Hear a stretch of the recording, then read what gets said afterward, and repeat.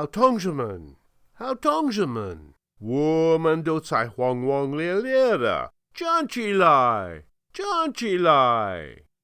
Welcome to the 232nd edition of China Now, with your gang of two, Nan Su and Michael Olson.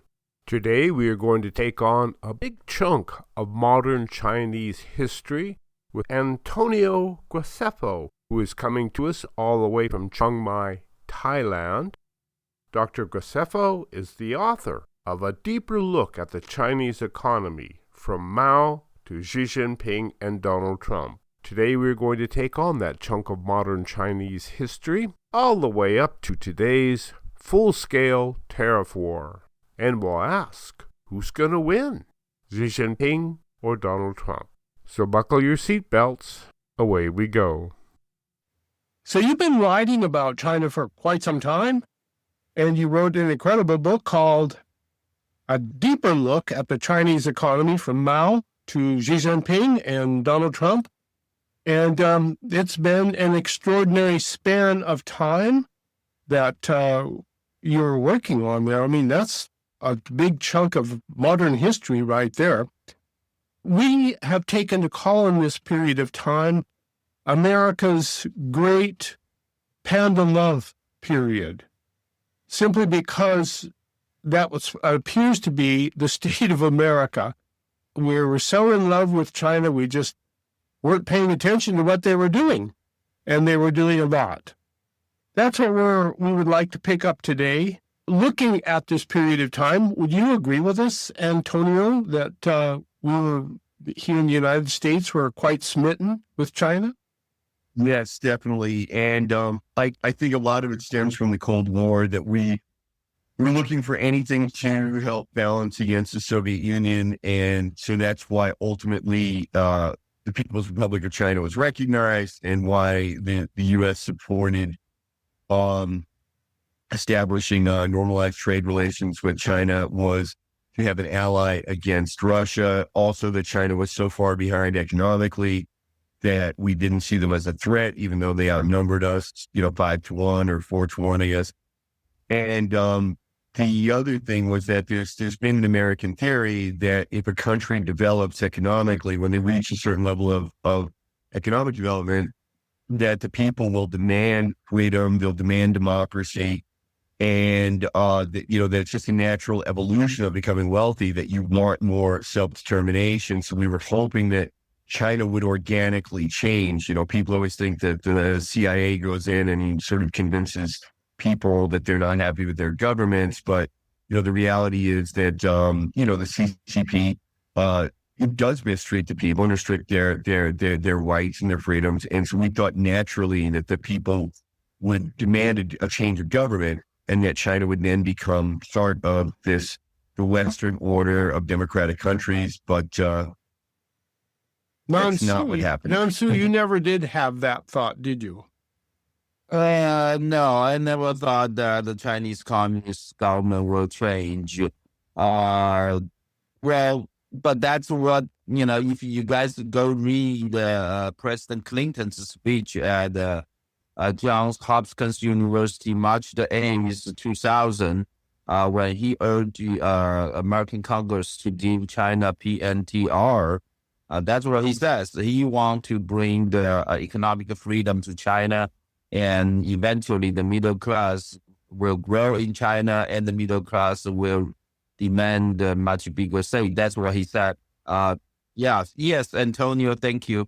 I think that's originally that's the original plan, but it didn't work. And Antonio, you just came out with a piece in the Epoch Times titled "CCP: Greatest Threat to U.S. National Security." Are we waking up? That's a very good question. So let me explain that piece. I studied at American Military University, and I work as a national security analyst. So annually, I have to review all of the U.S. intelligence community, Department of Defense, Department of Homeland Security. They each do annual assessments on China. And the intelligence one is called the Annual Threat Assessment, which for the last most of the last 10, 15 years has had China as the number one or number two threat. Also Russia, also Islamic extremism. But China has remained in the top spot pretty much every year, except that 2022, the Biden administration downgraded China to the number two threat because there was an active war with Russia, right? So obviously an active war is going to, jump above. But yeah, China's been recognized almost every year as the number one or number two threat. The Department of Defense has a similar assessment. There's the China Power Assessment, and then Department of Homeland Security also has a threat assessment they do annually. And ironically, it is also China that is the number one threat to the U.S. homeland, which is different than the intelligence community or Department of Defense. And the point being that every year, our agencies are doing their duty, they're doing their analysis, they are identifying China as the number one threat. These reports then submitted to the president, but it is the president who ultimately makes foreign policy. And we've had, Yes, So, why do we? If that's the case, my question is, have we been, keep sending our jobs and then one sector after another sector of industries to China? I agree with you. The intelligence community writes the reports and submits them to the president. They're supposed to inform his policy decisions, but it's up to the president to make the decision. So under the Biden administration, they were much softer on China. So in some ways, they're even disregarding the reports. When Biden came out publicly and said the number one threat to national security is white Christian nationalists. Well, that's not what the report says. The report says China, right? So Trump takes the China threat a lot more seriously. There was a great quote during his first run for office in 2015. Well, not his first run, but the year that he won. But when in 2015, he said something like every dime that you spend on a Chinese product is buying a bullet that's pointed at an American soldier, or something to that effect. And yeah, I totally agree with you, man, Sue. It makes no sense that we're continuing to trade with China, provide money to the CCP that they're using to expand the PLA, the People's Liberation Army. Let's go back, if we may, to the end of Mao and ask Antonio, what did Mao leave China? What did Mao leave China? Mao left China a lot of dead bodies. Absolutely no human freedoms. China was the poorest, I believe, country in the world. At one point, the GDP per capita was something like $80 a year. It was lower than a lot of African countries at that time. And it took Deng Xiaoping coming in, but it took the death of Mao for Deng Xiaoping to be able to come in and begin to privatize parts of the economy. And then as the economy privatized, and as the people became a little bit more wealthy, then this natural progression did happen. That people thought, well, we're liberalizing the economy, we should liberalize the civil society as well. And this leads up to the Tiananmen Square massacre, which we interpret as sending a very clear signal that the CCP sees the liberalization of economy and the liberalization of the culture of the society as two separate things. They wanted to liberalize the economy. They did not want to liberalize the civil society. So they shot the protesters, cracked down on civil liberties, and that's where we are now. So what did Mao leave us? Mao left us this horribly repressive system, which loosened up almost consistently, with the exception of the Tiananmen Square. It loosened up almost consistently through about 2010. 2010, in my opinion, is, just around the time when Xi Jinping is coming into office, it's like the peak of freedom in China, and which still wasn't very free compared to, the United States or Europe or Australia. That was the peak, I believe. And then it's just been downhill since Xi Jinping came in. Going back to Deng Xiaoping, I think he was probably one of the smartest people in the bunch, because what he said back then was to everybody, shut up, hide your strength, bide your time. And that's what they did. Well, I think that Deng Xiaoping's strategy was clearly, coming to the United States for money. I remember in 1978, December of 1978, when Carter administration sent an invitation to Deng Xiaoping to come to visit the United States. It was entirely to the surprise of President Carter that the Deng Xiaoping replied within 48 hours, and he was going to come. Yeah, and in January, I think the end of January of 1979, less than a month after the U.S. government formalized the diplomatic relation with Beijing, he came to the United States for, I forgot, maybe 9 days, maybe 9 or 10 days. That was the time. Oh, it was a big show. That was the really big show. Yeah. He went to Disneyland in Los Angeles, right? They have the whole, Disneyland closed for a couple of days just for him, right? So now there's one guy who was the one of the inside circle man, followed Deng Xiaoping come to the United States. I read a book he later write, plus that on the plane flying from China to United States, he personally asked Deng Xiaoping why the United States the relationship to the United States is so important to China.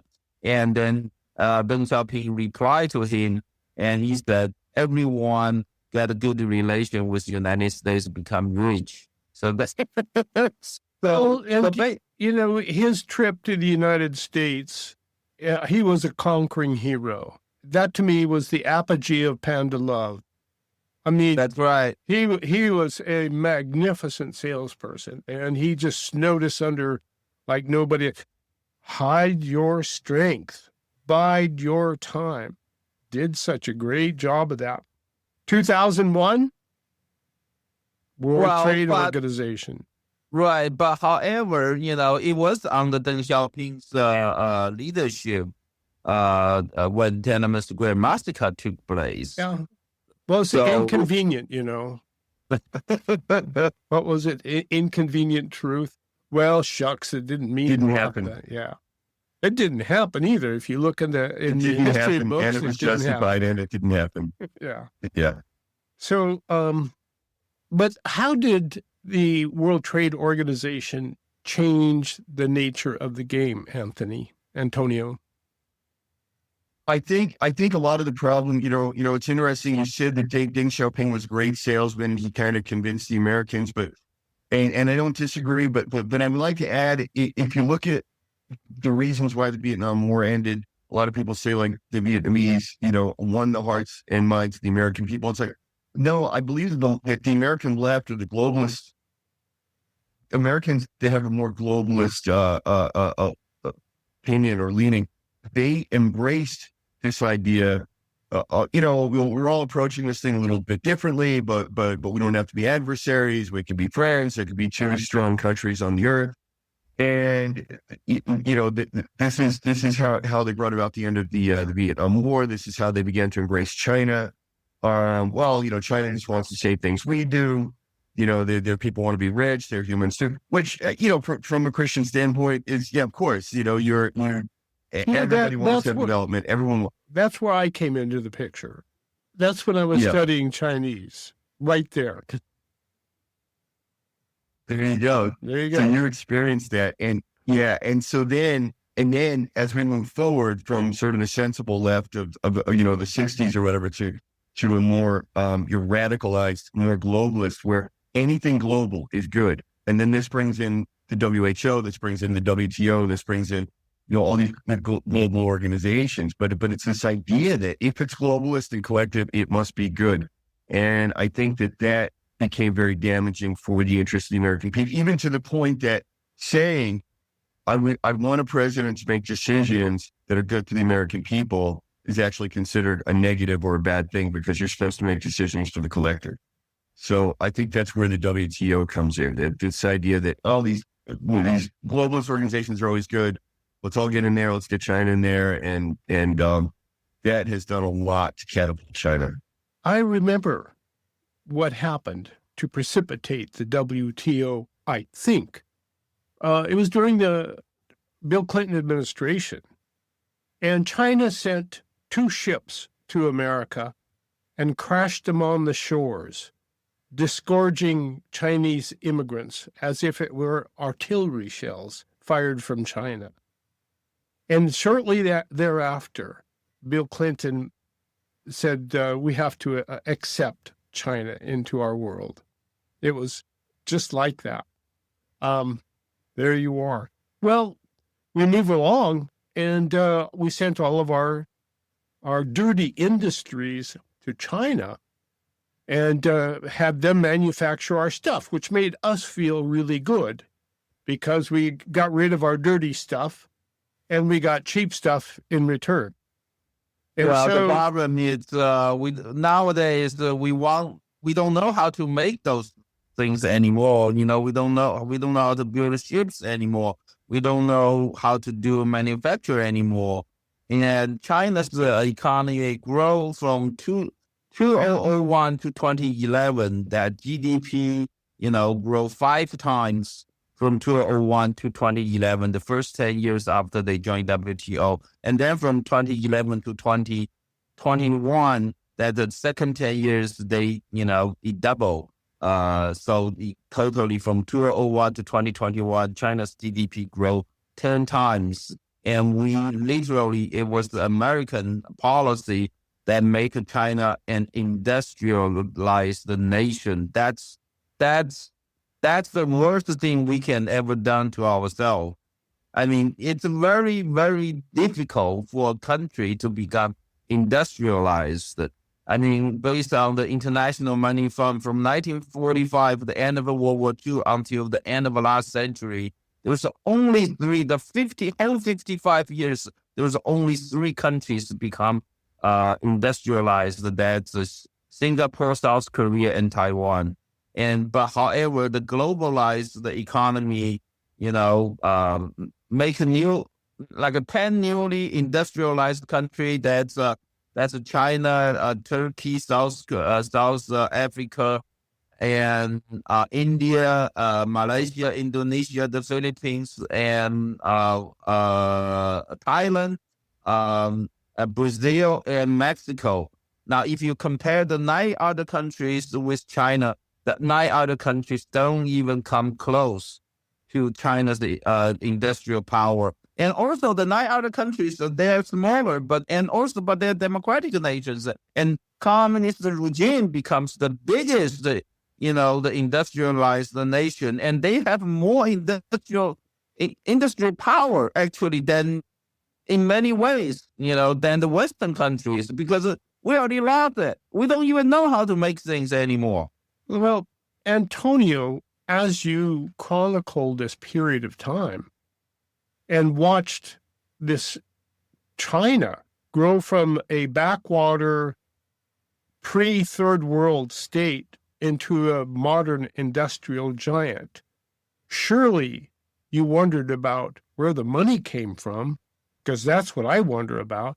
Where did China get the money to become an industrial giant as it has? Well, the first step is that, China was not, as Nancy said, China was not developed, was not an industrial power. So around 1977, 78, you start to open the special economic zones, and you start allowing foreign trade and investment. Well, the investment was that foreign companies with know-how, with knowledge, and with money would build their factories in China, take advantage of the cheap labor, and then export from China. So that's where the money starts coming in. Even today, though, and this is where I argue that a lot of the statistics on China are a bit, I don't want to say misleading. Well, the statistics are never misleading. Conclusions are often misleading. But where I will argue, push back a bit on how developed China is, even today, almost half of China's exports are done by foreign companies. So this is what people don't understand, that, Nike, an American company, opens in China, makes shoes for the American market, exports them to America. This is then counted as a Chinese export. Well, Yes, it's a Chinese export by an American company, with American money, American technology.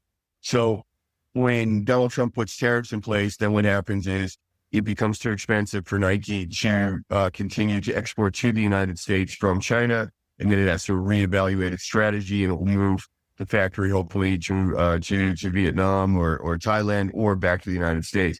But anyway, the short answer of where the money came from, the money came from the West. It comes largely from America. Initially, it's mostly America, probably Europe as well.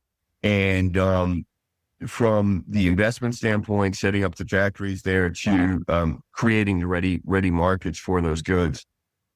So we built it, and they came and pretty much took over the manufacturing became the world's manufacturer.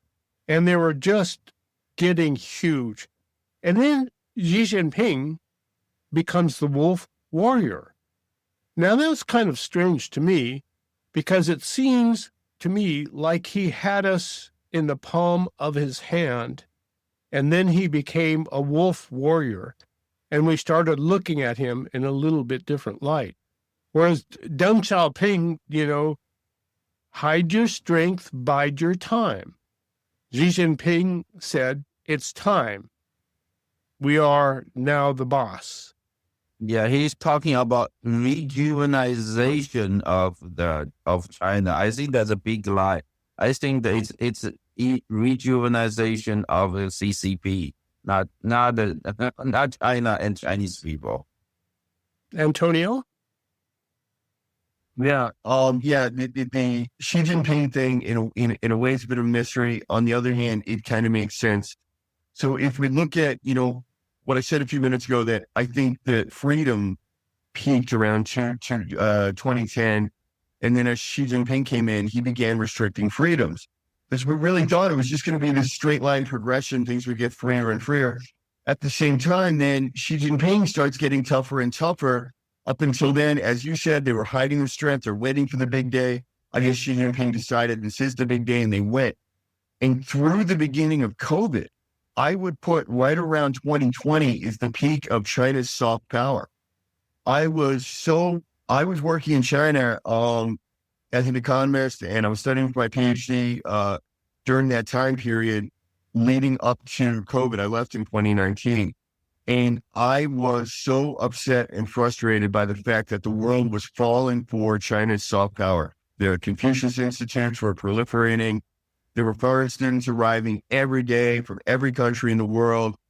And you could not turn around without finding African people who spoke really good Chinese, because they were giving me scholarships. And, this was just everywhere. And everybody had this opinion of China. And then when COVID came out, they did a really good job of using a Wu Mao army and getting online and changing the narrative. And China's now saving the world from COVID, and China's going to save the world. And I was so upset. I'm like, oh my goodness, nobody's listening to me, and then we were getting deplatformed and shut down if we were speaking out against COVID or against China or against anything. And I got shut down here in the United States for doing a show about ivermectin.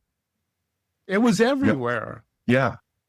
All my accounts got shut down during COVID, and I was also having a lot of trouble getting work as a China analyst who was anti-China. Nobody's willing to hire me for that. And then thank goodness during COVID, somewhere around 2020, 2021, the light switch flipped for a lot of people, and they suddenly started blaming China. And I think that dealt a huge blow to the soft power. And then they started banning the Confucius Institutes and so forth. And today I think China has much less soft power, and they try and capitalize on things like the Trump tariffs or the stance Trump is taking, making demands on our allies, which is upsetting a lot of people in Europe and whatever. If that keeps seeing these articles, they say, oh, but China's going to fill the void. Well, you can't fill the void. We hate you. We're terrified of you. You're not going to replace, U.S. But anyway, so to answer your question, why Xi Jinping pulled the trigger on this waiting and biding your time, and the time has come. What I really believe is that because the CCP is what we economists call this a command economy, which means that the central government commands the economy. It doesn't happen naturally. It's not a natural progression. Think about this. The United States went from being almost 100% agrarian in 1776 to 1890 when we become the number one power. However, we did not join the Industrial Revolution until it was well in progress, mainly kind of our own Civil War. England led the Industrial Revolution. And then from there to where we go to the moon is another, 70 years. And from there to the space shuttle, and from there to the internet and whatever. So we have these steps of progression. It takes a long time. The U.S. did it faster than other countries, but faster means centuries, a century and a half, let's say. China, because they have a command economy, you're able to skip so many steps and move so fast. But there is this intangible it factor that prevents China from, for example, producing blockbuster movies, prevents China from dominating the art space, that prevents China from dominating the creative space. There's some element, there's this human element that you can't order, you can't manufacture it. You can skip a lot of steps so you get to this wall. And even if we don't look at China, if we look at other countries, we have something called the middle income trap. That countries around the world, when they hit middle income, find it almost impossible to make the leap from middle income to high income. And I don't know that we really know what that is. And I believe it's a human quality that has to exist, and you can't mandate it. And I think the CCP thought they could mandate, now is the time we're going to launch our assault on the world and we're going to win. And instead, I think it's turning on them. I remember the moment the light went out for the CCP's image. It was, we were watching video coming out of Shanghai during the lockdown. And there was a picture taken from a drone that was flying around the skyscrapers. And people were locked inside their rooms, and they were crying out. And it was probably one of the single most disturbing images that I've seen ever. But what it said was that this is what it's like to live in a totalitarian fascist society, unequivocally like that. And so, but at any rate, we get up to the point where Xi Jinping becomes a wolf warrior, won't talk to the Biden administration representatives. Go away. I don't want to talk with you. And it was really frightening to see the way we were being mistreated as we were. But we were. So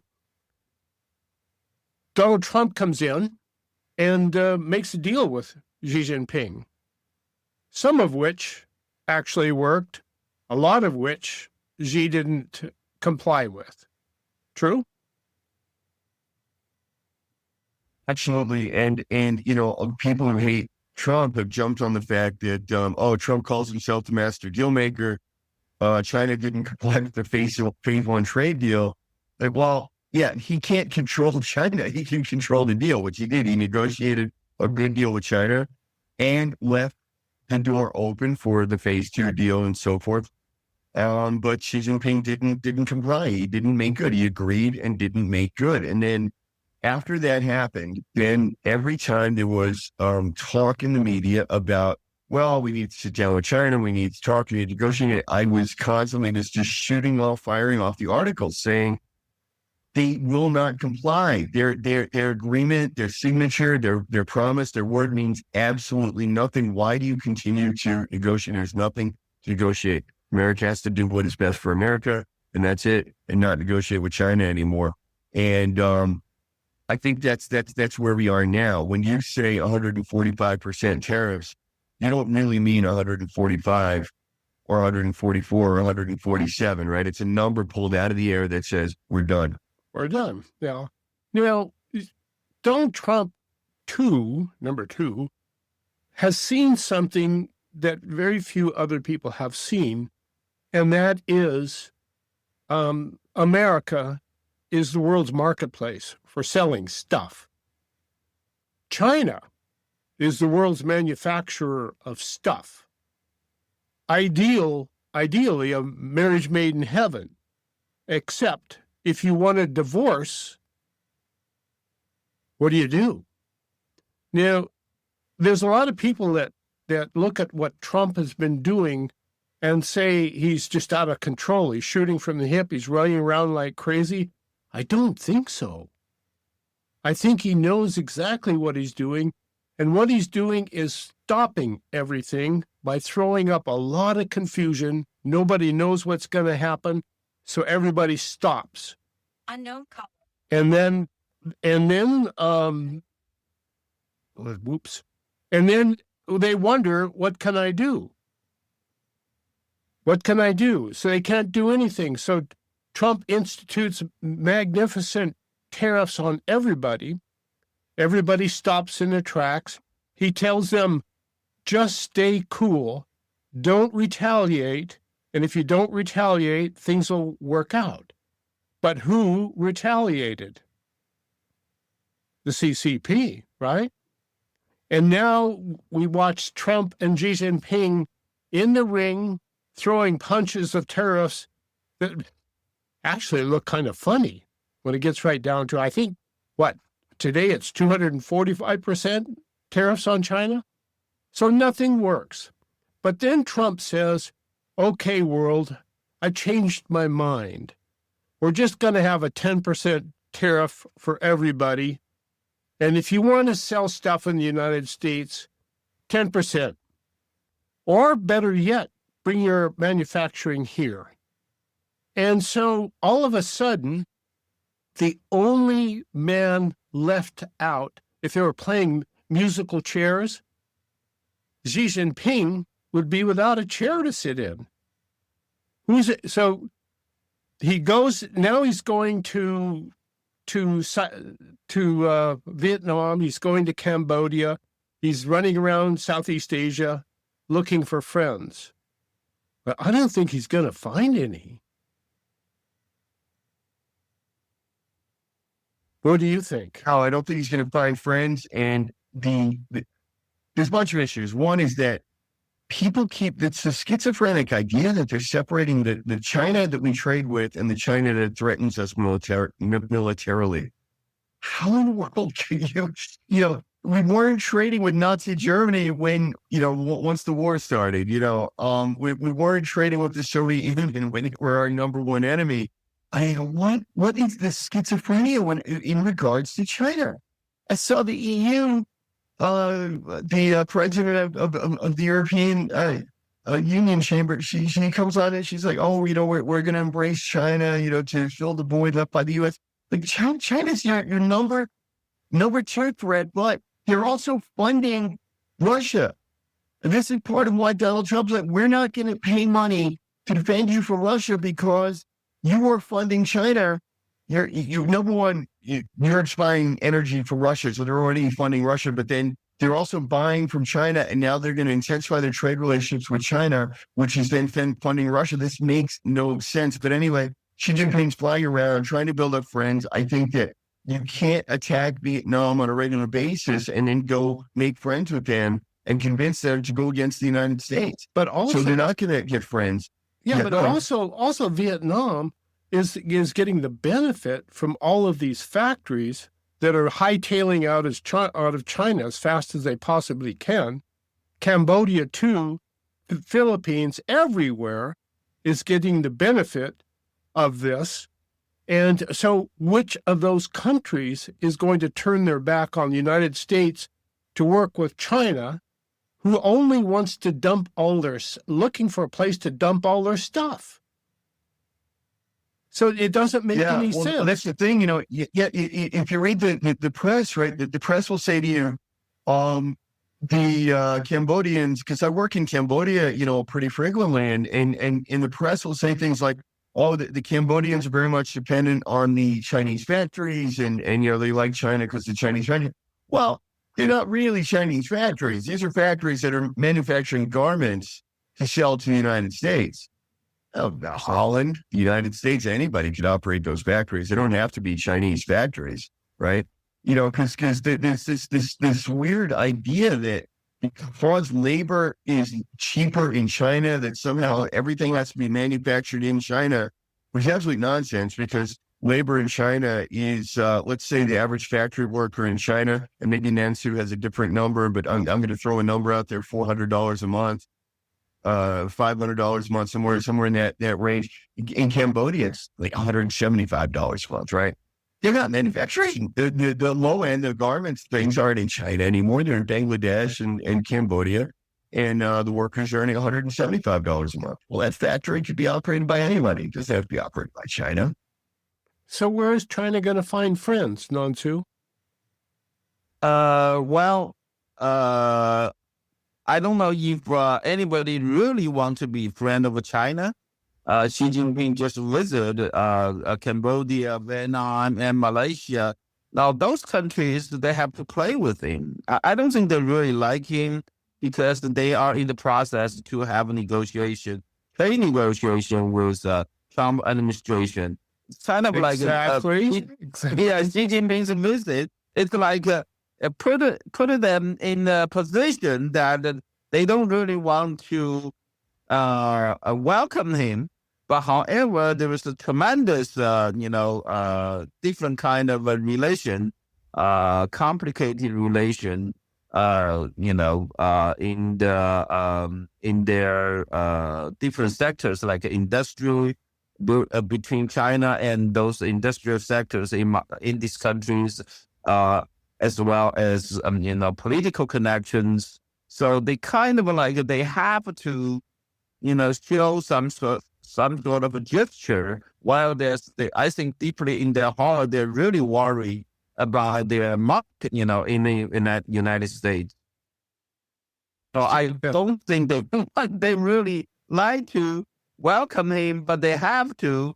So Now, I see where Vietnam gave Xi Jinping a very big parade. Dun, da, da, da, da, da, da, da, poof, poof. wow. Those parades, they're not very expensive, in those countries. They have to kind of they have to give to him. But I don't know they really want to. In their heart, they kind of please go, please just leave.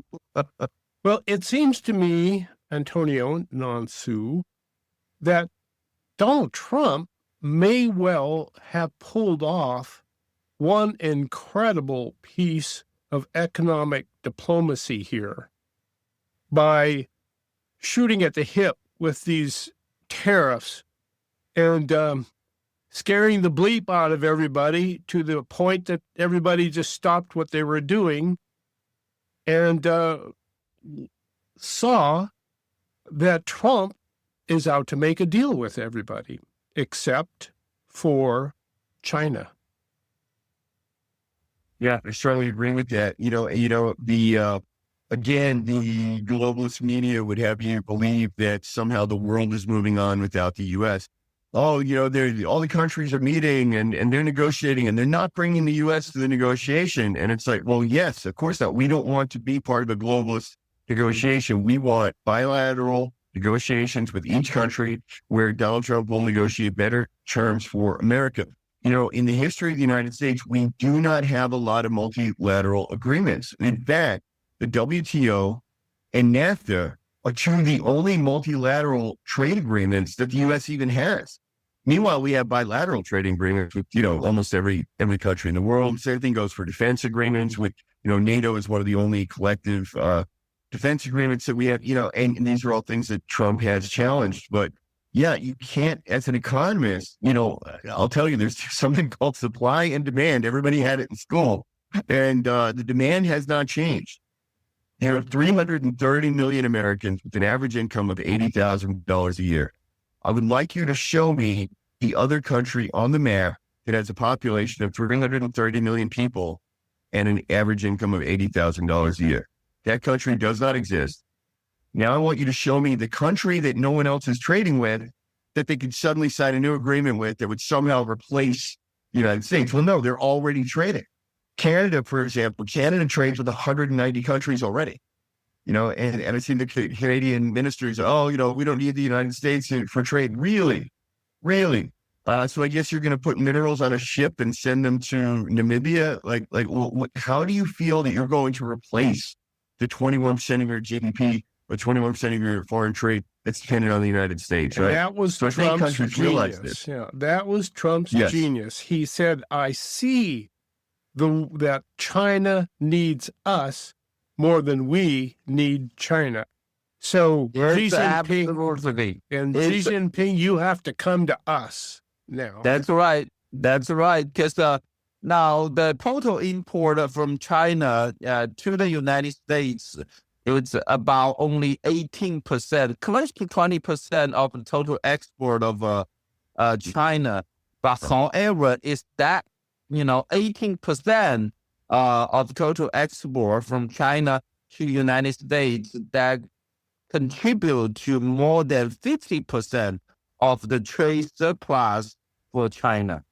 So they make a lot more money by exporting to the United States than exporting to any other nation. I mean, you make one spoon in the United States, if you make one spoon in China and sell the spoon in the United States, you probably make $1 or maybe even $2. But if you sell to Malaysia or Vietnam, you probably make 20 cents. If that, So, you can make a lot of exports all around the world outside of the United States. You can sell a lot of those things, but the result is you don't make much money. I saw a You only video. make money in the United States. Yeah, I saw a video of a factory in China that was closed, and there was just clothing laying all over. And a guy picked up a dress, and he said, this would sell for $20 in America. And he says, there's no market for it anymore. And he says, now we are selling these clothes by the ton. By the ton. Because there's nothing else to do with them. And that is the fix that Xi Jinping is in right now. How does he get out of this fix, Antonio? Oh, that's a good question. I'm not going to say it. I don't want to give him an answer. No, but a lot of the effects of the tariffs obviously are delayed, right? So, okay, first of all, tariffs only went into effect a couple of days ago, so it doesn't really affect the economy directly yet. And remember that factory orders were already placed 3 months, 6 months in advance. And we had this spike in orders, whatever, over the last 2 weeks or something, ahead of the tariffs that Chinese exports skyrocketed by whatever it was, 20% or something. But obviously that's all temporary, right? And then you're going to feel this effect, or Xi Jinping's going to feel this effect in June. From June moving forward, it's just going to be really bleak. And the only thing he can really do, I mean, he needs to find some way to continue to trade with the U.S. However, not going to be on the terms that he had before.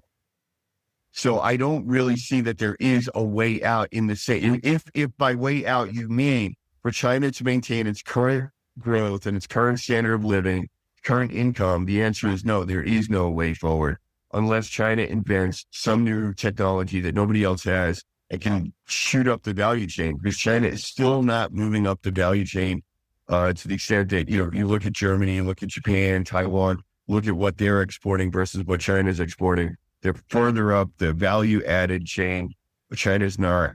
There is no way forward. And then the other issue with China is that the structural problems, systemic problems in the Chinese economy are just not being addressed. There's no way to fix them. And, this is the aging crisis, the real estate crisis, the debt bubble.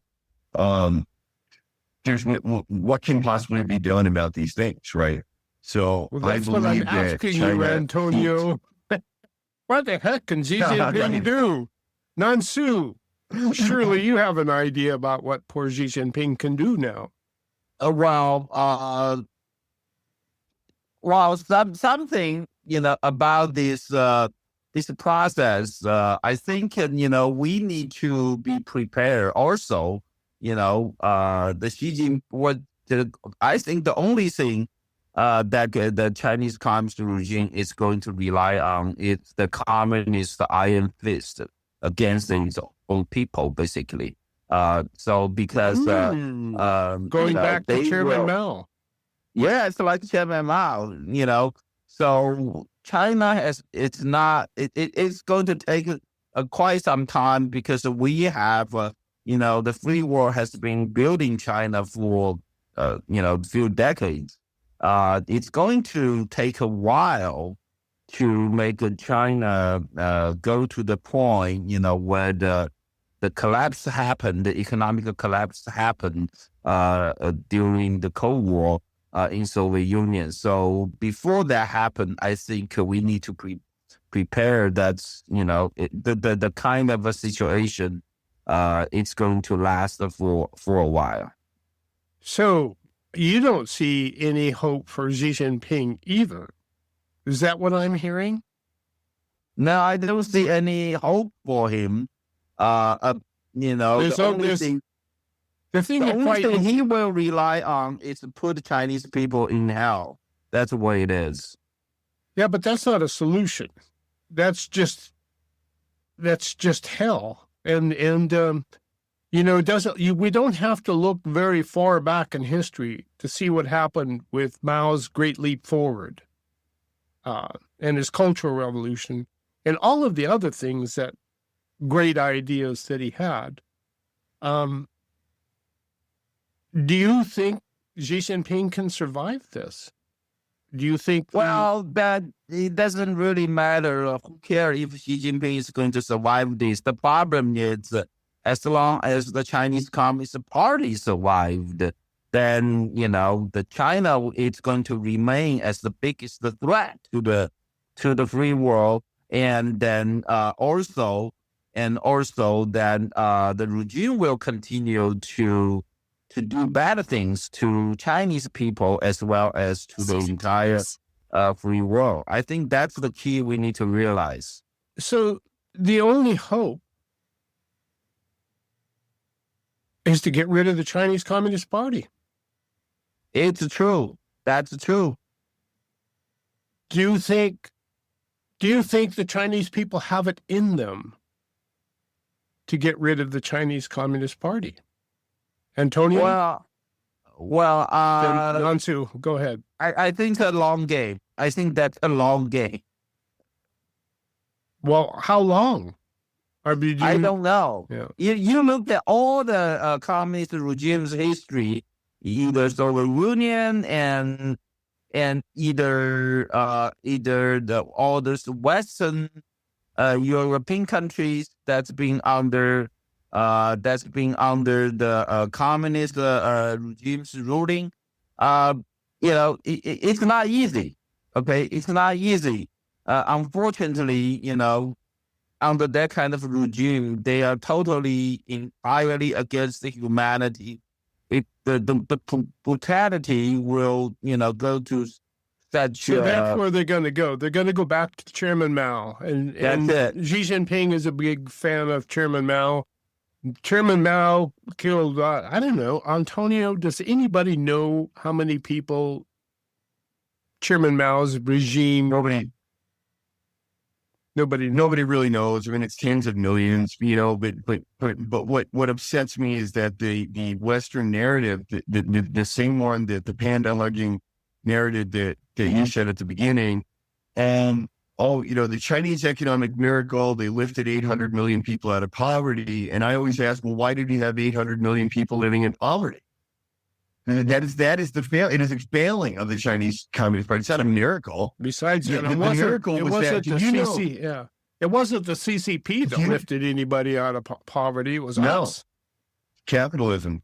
Yes, exactly. Yeah. Do you know that adjusted for inflation, the average Chinese person, so if we go per capita GDP in China did not exceed that of the United States. The year 1900 in the United States was equal to the year 2009 in China. In 2009, the average Chinese person was earning the same as the average American was in the year 1900. That is not a miracle. And China is so fond of telling you that they have 5,000 years of history.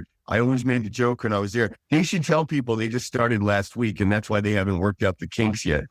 Because they've had 5,000 years to work on this. They haven't even made the progress we made in 250 years. So we're at an impasse as we speak. Xi Jinping and Donald Trump are facing off across the wide Pacific Ocean, hurling tariffs at each other. But the tariffs mean nothing because all they are saying is that there's no trade right now. That's it. Everything is stopped. The countries of the world look at this and go, uh-oh, I have to make a decision as to which side I'm going to play ball on here. Now, if I'm a Vietnam and I go with China, what do I get? Nothing, except everything that China is trying to sell to the world is going to be dumped on my shores. And that will destroy my industries. And it will destroy my opportunity to sell stuff to that, to the U.S., where the big money is. And so I'm not going to do that. So who is going to work with China other than Russia, North Korea, and of course, Iran? Is there anybody else that would work with them? Yeah, well, I work mostly in Myanmar, and I have lived in Vietnam, and I was stationed in Mongolia for 4 years. So you have countries, the surrounding nations are, first of all, they all hate China. I mean, China has 16 borders. All their border countries hate them, but they are absolutely realistic, and they know that they have no choice. Unfortunately, Mongolia would love for the U.S. to be its number one partner. Mongolia loves the U.S., absolutely loves the U.S., hates China with a passion, right? But the reality is China's their border country. It's their neighbor. They only have two neighbors, Russia and China. They have no choice. It's begrudgingly. When I'm in Burma, it's the same thing. They hate China with a passion and blame the war and all their suffering on China, which is perpetuating the regime that's killing the people. And but they also recognize that they don't have a big choice. So this is the unfortunate situation. So while politically you might just find, 3 or 4 countries that will be firmly in China's political orbit, the ones you mentioned, North Korea, Iran, Russia. Even Russia has conflicting desires from China, but these other countries, they really have to do a calculus. It's very difficult. China is the border. China maybe can invest more, or on the other hand, that trade is going to result in lopsided trade where they're going to be importing cheap Chinese goods. The flip side is, because of cheap Chinese goods, if you live in the third world, you suddenly have plates and shares and spoons because you couldn't before. You couldn't afford them. And China makes these incredibly cheap plastic goods that, they're horrible, but now you have that. You had nothing before. So this is the problem. This is the conundrum that they are facing. Well, holy smokes, we're out of time. Robert, I want to thank you for watching over us today and watching us through all of the troubles we had. Nansu, always great to be with you. And Antonio Graceffo, what a great time we had with you. Who's going to win the standoff, Anthony? Antonio? Oh, the question. Go ahead, Nansu. Yeah, well, I